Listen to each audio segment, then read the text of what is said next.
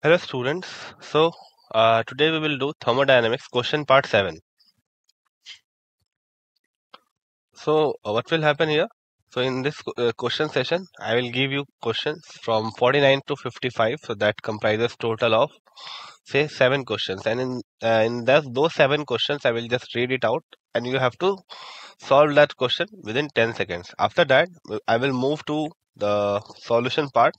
First tell you the correct answer, you can match it if you have solved it. If not, in that case I will assist you to solve that question, right? So I would suggest one thing for you, that while I read out the question, I want you to move ahead and solve the question earlier, because I will read out the question slowly, so that will save you time to solve the question. So keeping this in mind, we will move to the question. Disclaimer: the images used in our slide deck are for educational purposes only. We respect the intellectual property rights of the original creators and the owners of these images. If you are the owner of any of the images used in this deck and have any concerns or issues, please contact us at sathi@itk.ac.in and we shall remove the images. Question number 49, first question of today's session. A gas present in a cylinder fitted with a frictionless piston expands against a constant pressure of 1 atm from volume of 2 liter to a volume of 6 liter. In doing so, it absorbs 800 joule of heat from surrounding. The increase in internal energy of processes, the options are A 305.85 joule, B 394.95 joule, C 405.83 joule, and D minus 463.28 joule. So what are we doing here? Is we have to find the internal energy change. So the keyword or the hint that I would like to suggest you is that your process is against a constant external pressure. Okay, so this will help. This key term is the main ingredient of this question. So let us see if you can solve or not. You have 10 seconds to solve this question. Your time starts now.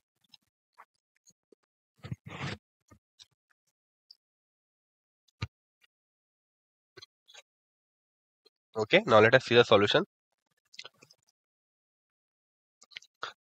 So what is the question? Means what is the process that is mentioned in the question? So the question is saying that we have a gas and that gas is expanding against a constant pressure, and it is firstly fitted with a frictional piston. Now during this expansion, the volume is changing from 2 liter to 6 liter, and during this expansion 800 joule of heat is absorbed. So you will, what you have to do, you have to see that what is the increase in internal energy for the process. Now for those you have solved, the correct answer is B. So I have told you earlier na, that this against constant pressure will be a keyword, because this is suggesting you that your reaction is occurring irreversibly, right? So we can calculate the work done. First we will calculate the delta V. So delta V will be final volume, that is 6 liter minus 2 4 liter, and a constant external pressure is 1 atm. Therefore your work done will be minus P dV or minus P delta V, correct? So P is 1 atm and dV is 4 liter. That will give you 4 liter atm as your work done. So you have calculated your work done. But what you need to calculate delta U, you also need a Q. So before that, we are converting this thing into your, say what, your joule per Kelvin per mole, or in the, sorry, joule, you are converting this liter atm into joule, because we will stick to the SI system. So for that we have divided 1.987 by 0.0821, because in this much liter atm we have 1.987 calorie. So in 1 calorie there will be how much? Sorry. Yes. So in 1 calorie there will be how much? So accordingly we have calculated it. So we are converting not liter atm into joule, but we are converting this into calorie. Clear? So that will give you minus 96.81 calorie as your answer. Further, not your answer but your work done. Further, what we have done, we have converted this into joule. So multiplied by 4.184 gives us 4 minus 405.04. Instead of this, what you can do is that, so first we are converting this into joule only. So what we have done is that we simply replace this bit 8.314, and that will give you your joule conversion directly without moving into this much fatigue. Now from first law of thermodynamics, Q is equals to delta U minus W. Q is given that this much heat is absorbed by system, so plus 800. And this is work done by system due to expansion, so it comes out to be negative only. So the overall value is 394.95 joule as the correct answer if you add your heat and work done. Now next question, question number 50. Question number 50 says that in a reversible process taking place at constant T and P, in which only pressure volume work is being done, the change in Gibbs free energy and change in entropy satisfy the criteria. Your options are delta S at constant volume and internal energy is less than 0. So constant Gibbs free energy at temperature and pressure is also less than 0. Option B, delta S at constant volume and internal energy is greater than 0, and delta G at constant temperature and pressure is less than 0. C, delta S at constant volume and internal energy is equals to 0. Your delta G at constant temperature and pressure is equals to 0. Your option D, delta S at constant volume and internal energy is greater than 0, is equals to 0, and delta H at constant temperature and pressure is greater than 0. So you have 10 seconds to solve this question. Your time starts now.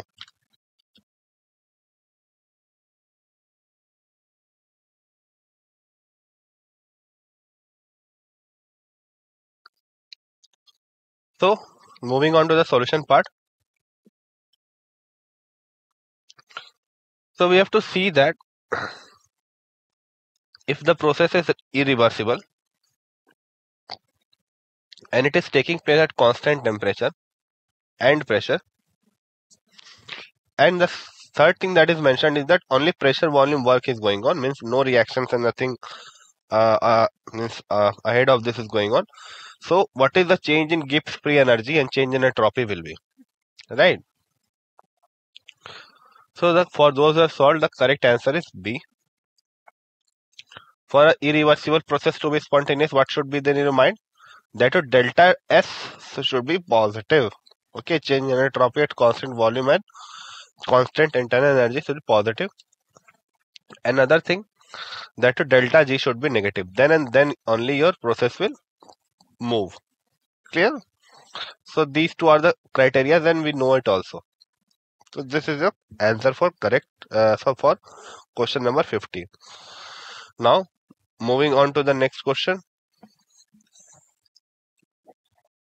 Question number 51. Question number 51 says that a reaction is non-spontaneous at the freezing point of water, but is spontaneous at the boiling point of water. Then your delta H is positive, delta S is positive, option A. Delta H is negative, delta S is negative, option B. Delta H is negative, delta S is positive, option C. And delta H is positive and delta S is negative, option D. So what you have to do in this question, that your reaction is non-spontaneous at the freezing point of water, but is spontaneous at the boiling point of water. So this thing is given, right? So you have to see that what is the value of delta H and delta S. Clear? So the hint that I want to give is that since your delta G is what? Your delta G is negative for a spontaneous process, and this process is non-spontaneous. So this is having a delta G negative, and this is also having a delta G. So this one is having delta G positive because it is spontaneous. So with this hint, you can solve this question. Your 10 seconds to solve this question starts now.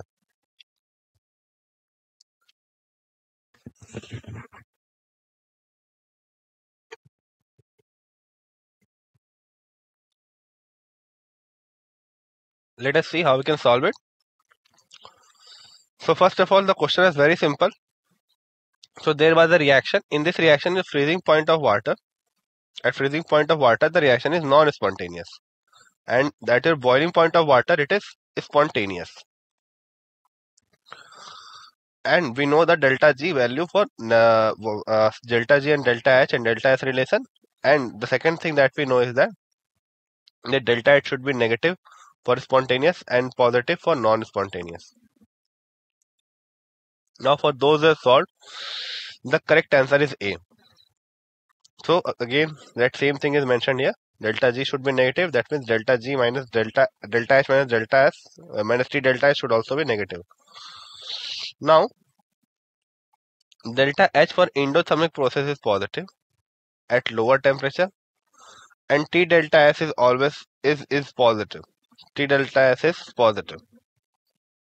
So at lower temperature, T delta S will be less than delta H, right? That means delta H will be positive. Clear? Okay. Second thing, if it is a higher temperature, then your T delta S will be what? T delta S will be greater than delta H, and your delta G will be negative. Because if this is more and more, that will result in negative value of delta G. If this is less as compared to this, then it will have a positive value of delta G. Clear? And accordingly, we will see the spontaneity and non-spontaneity. Moving on to next question. Question number 52. Question number 52 says that 1 mole of a liquid, 1 bar 100 ml, initial states are given, is taken in an adiabatic container and the pressure is increased steeply to 100 bar. Then at constant pressure of 100 bar, volume decreased by 1 milliliter, delta U and delta H will be respectively. 4 values are given: A 10 joule, 10 joule, B 10 joule, 0 joule, C 0 joule, 10 joule, and D 5 joule, 10 joule. So what are we doing here? So we are taking 1 mole of a liquid and it is taken in an adiabatic container, right? So this is taken in an adiabatic container and the pressure is increased steeply from 1 bar to 100 bar. Then this at constant pressure of 100 bar, volume decreases by 1 milliliter. So first we are keeping the first of all adiabatic process, so Q is 0. Now initially we are increasing the pressure to 100 bar and then we are keeping the pressure constant and decreasing the volume to 1 milliliter from 100 milliliter. So you have 10 seconds to solve this question. Your time starts now.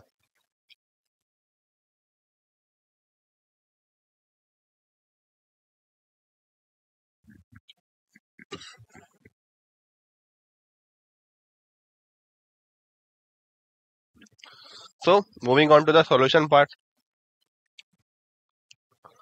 So I have already explained the question to you. Now we will move to the answer first of all. So answer is B for those who have solved the question. Now since the process is carried out at adiabatic condition and the QP will be equals to 0 if your pressure is constant. So for this process your QP will be equals to, as this is carried out adiabatically, therefore QP will be 0. Yeah, for this process. That means your delta H will be also 0. And since delta H is 0, so your temperature, so volume decreased by 1 milliliter, therefore work of contraction. So further at constant pressure of 100 bar, means this process, volume has decreased by 1 milliliter. Therefore work of contraction, means it is contracting, is calculated by P delta B 100 bar multiplied by 1 milliliter.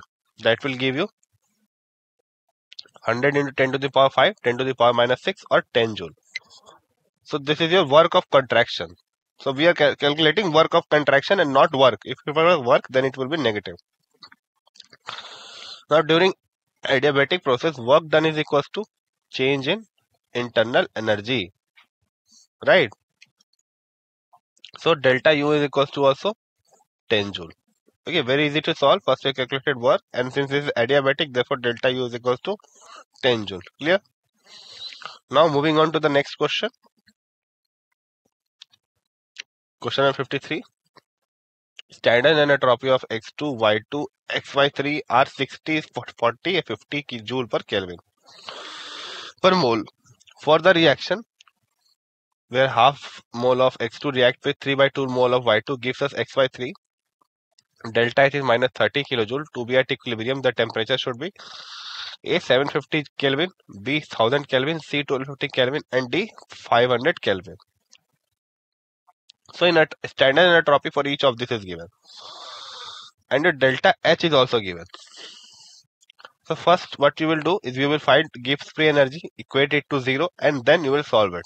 So this is your way to solve it, your key point to solve it. So your time starts now.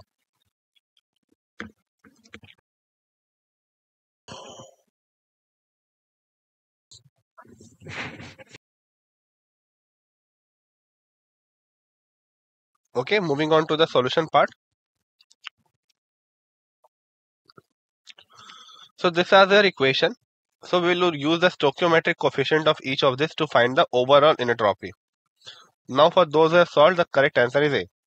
So overall entropy will be this much. That means S naught of x by 3. And since it has a coefficient of 1, we don't have to multiply it with anything. Minus half of x naught x2 plus 3 by 2 of S naught y2. Putting all these values, it is given 60, 40 and 50. Will give us 40 joule per Kelvin per mole with a negative sign. Okay. Now, as delta G naught is equal to delta H naught minus T delta S, and at equilibrium delta G is 0. Therefore, T will be equals to what? Delta H naught by delta S naught. So we know that for equilibrium, your delta G is 0. So what will the temperature at equilibrium? So for that we have taken this equation because we know delta H and delta S already. Now putting all of this, we get 750 Kelvin as the correct answer. Clear? Now moving on to the next question. Question number 54. Question number 54 says that for isomerization of A to B, the temperature dependence of equilibrium is given by log K is equals to 4.0 minus 2000 by T. The value of delta S naught at 300 Kelvin is therefore options are A 4R, B 5R, C 400R and D 2000R. So you have 10 seconds to solve this question. Your time starts now.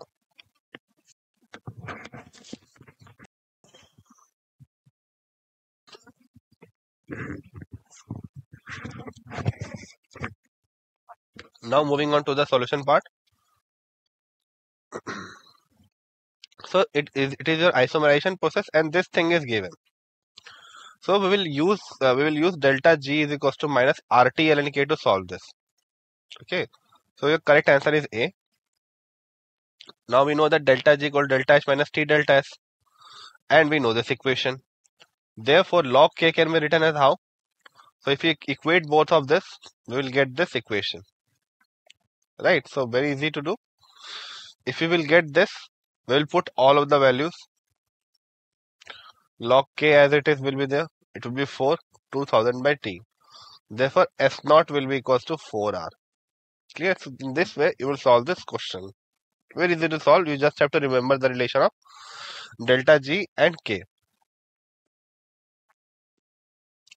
Now next question, question 55. 1 kg of block of ice at 1 degree Celsius placed into perfectly insulated sealed container that has 2 kg of water at 0 degree Celsius. The water and ice completely fill the container. Is flexible. After some time, one can expect that the volume water will freeze so that the mass of the ice will decrease. The ice will melt so that the mass of the ice will increase. Both the amount of water and the amount of ice will remain constant. Both the amount of water and the amount of ice will decrease. So you have 10 seconds to solve this question. Your time starts now.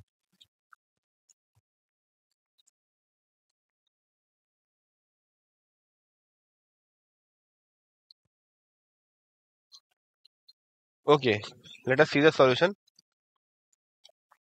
So this was the question. The question was saying that we take 1 kg block of ice as 0 degree Celsius and place in a perfectly insulated sealed container called that has 2 kg of water. Okay. So we are putting it here. And the water and ice completely fill the container is flexible. Completely fill the container is flexible. After some time, one can expect what? So for those who have solved, the correct answer is B. So this is in accordance with the second law of thermodynamics that if a reversible process occurs in a closed system, the inentropy of that system increases, it will never decrease. As the ice is more ordered than water, then it has less entropy. Therefore, ice will melt as to so that the mass of ice will decrease. So, what it is being said in the answer, that since your inentropy will increase in the closed container, so to keep your inentropy positive, we are moving from say ice to water to keep this thing good. Okay, to keep the second law in contact. Now moving on to the uh, so we have completed this question part. Thank you. This was all for today's session.